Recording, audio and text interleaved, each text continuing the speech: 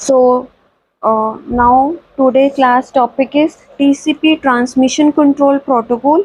TCP में क्या होता है कि हमारा कनेक्शन इस्टेब्लिश होता है। लेट कि जैसे ये हमारा सेंडर है और ये रिसीवर है, तो इन दोनों के बीच में हमारा कनेक्शन इस्टेब्लिश होगा सेंडर और रिसीवर के बीच में कोई भी मैसेज भेजने से पहले। तो ये क्या करता है, कनेक्शन इस्टेब्लिश होता है इसके अंदर, एक ये रहता है। और इसके अंदर जो भी हमारा डाटा होता है वो बाइट्स की फॉर्म में ट्रांसमिट होता है। जो भी डाटा होता है वो बाइट्स की फॉर्म में ट्रांसमिट होता है। अब इसके अंदर एक तो इसका आप ये हेडर फॉर्मेट करना है। देखो, source port number, destination port number, sequence number, acknowledgement number, offset, reserved, एक एक फील्ड के बारे में हम अभी पढ़ेंगे। तो ये सारे 2 बाइट्स का, तो अगर हम इसको बिट्स की फॉर्म में करेंगे तो 8 से मल्टीप्लाई करेंगे, ये 16 बिट का। ऐसे ये डेस्टिनेशन 2 इंटू 8 16 बिट। तो अब हम इनके बारे में पढ़ते हैं। ये टीसीपी का हेडर फॉर्मेट है, इसमें से क्वेश्चंस आ जाते हैं। तो इसमें ज़्यादा थ्योरेटिकल रहेगा, न्यूमेरिकल पोर्शन कम रहेगा, तो वो लर्न कर लेना। तो देखो, सोर्स पोर्ट नंबर मतलब सेंडर का जो भी पोर्ट होएगा, डेस्टिनेशन पोर्ट रिसीवर का पोर्ट नंबर, और सीक्वेंस नंबर मतलब कि हम हर एक मैसेज को एक सीक्वेंस नंबर देते हैं उसको यूनिकली आइडेंटिफाई करने के लिए। ऐसे ही एक्नॉलेजमेंट नंबर होता है, ऑफसेट 32 बिट्स का। और ये फ्लैग्स के बारे में पढ़ते हैं। ये देखो, जो ये फ्लैग्स होते हैं 5 होते हैं, ठीक है। अर्जेंट फ्लैग क्या होता है कि हमको कौन सा डाटा प्रायोरिटी पे सेट करना है। एसी के एक्नॉलेजमेंट के लिए यूज़ करते हैं। पीएसएच हम पुश फंक्शन के लिए यूज़ करते हैं कि मतलब कोई भी डाटा हम इमिडिएटली सेंड नहीं करना चाहते। कोई भी डाटा अगर हमें इमिडिएटली सेंड करना है तो उसके लिए हम पुश फंक्शन का यूज़ करते हैं। आरएस रीसेट के लिए, SYN सिंक्रोनाइजेशन के लिए, FIN फिनिश मतलब फिनिश हो चुका है हमारा काम, ठीक है। विंडो ये 16 बिट का होता है। ऐसे चेकसम भी 16 बिट का। और ये ऑप्शन हमारा होता है ये 40 बाइट का होता है। तो अगर हमें इसको बिट में कन्वर्ट करना है तो 40 इंटू 8, तो ये कितने का हो जाएगा हमारा 320 बिट्स का। ओके, ये हो गया हमारा टीसीपी का हेडर फॉर्मेट। अब हर एक लेयर अपना हेडर ऐड करती है।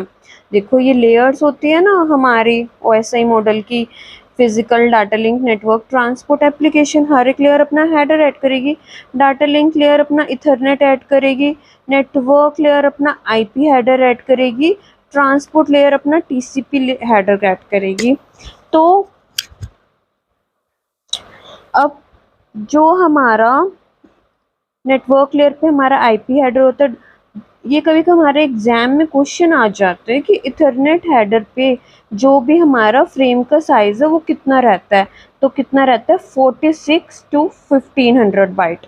ये this point to be learn, इसको लर्न करना है कि इथरनेट पे हमारे डाटा फ्रेम का साइज कितना रहता है। अब ये क्वेश्चन करते हैं। देखो, इसमें इसने क्या कहा है कि यूडीपी डाटा का साइज कितना दे रखा है, 8880, ठीक है। और यूडीपी डाटा का साइज कितना दे रखा है, 8880। और हमें पता है यूडीपी हेडर का साइज कितना होता है, 8। तो ये टोटल कितना बना, 4 टाइम्स 8। कैसे बनेगा, इन दोनों को प्लस करके 880 प्लस 8 करके हमारा ये 4 टाइम्स 8 बन जाएगा। अब इसके अंदर यूडीपी हेडर का साइज, ये आईपी एमटीयू कितना दे रखा है हमारे को 1500। और आईपी हेडर का साइज कितना दे रखा है 20। हेडर का साइज, सॉरी, इधर हेडर का साइज। तो ये कितना टोटल कितना दे रखा है 1500। हेडर का साइज 20, तो इसका साइज कितना हो जाएगा 1480। वो कैसे होगा, 1500 में से 20 को सब्ट्रैक्ट करके, इस 1500 में से 20 को सब्ट्रैक्ट करके। अब हमें इसके अंदर offset number of IP fragments निकालने हैं। नंबर ऑफ आईपी फ्रेगमेंट निकालने का क्या फॉर्मूला रहता है, टोटल, ये टोटल डाटा मतलब जितना भी हमें सेंड करना है, 8888, और एक टाइम पे हम कितना सेंड कर सकते हैं, 1480। तो इसको कैलकुलेट करके कुछ 7 समथिंग आएगा अगर, और ये 7, तो यहाँ पे हमारे 2 ऑप्शंस हो सकते हैं, या फिर ये या फिर ये।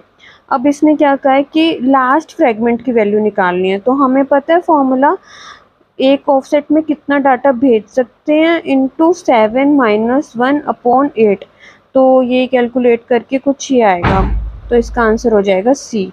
तो होप आपको समझ आ गया होगा। फिर भी आपको कोई प्रॉब्लम है तो don't forget to like, share and subscribe my channel. Thank you guys.